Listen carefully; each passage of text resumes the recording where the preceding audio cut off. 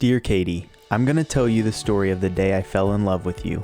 It was an ordinary day in mid-August, and we did ordinary things. There was nothing intrinsically unique about that day.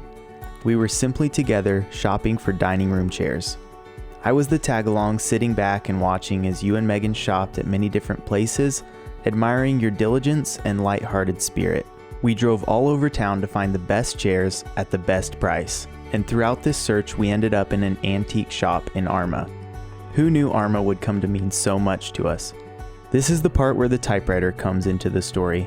I've always wanted to propose with a typewriter, and behold, that antique shop had the perfect one waiting just for me. In a room full of typewriters, I was consistently drawn to this one. Why was I drawn to this one? Honestly, I don't know. It didn't work at all when I bought it. In the process of fixing this machine to use in this video, I learned a lot more than how to turn some screws and compress some springs. I want to share with you 4 lessons that I learned throughout this process and how they apply to our relationship. The first lesson that I learned is that broken means broken. The keys would stick down, the carriage wouldn't move, the spacebar didn't work, along with many other quirks. This typewriter was wholly useless.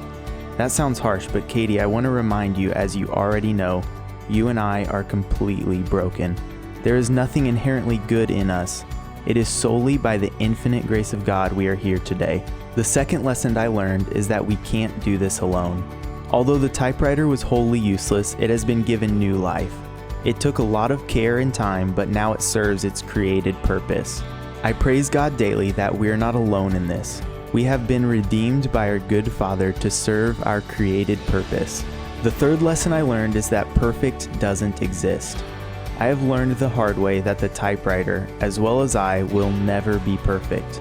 However, I trust the Lord to continue working on me as I will continue working on the typewriter. Last but not least, I learned what it means to stand the test of time. In my book, this typewriter stood the test of time.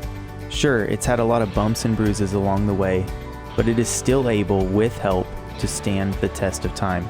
The biggest problem was the period of neglect in its life. I pray that through God's grace, we would reject passivity, hate apathy, and serve the King all our days. Katy, in this know one thing: I love you. Will you marry me?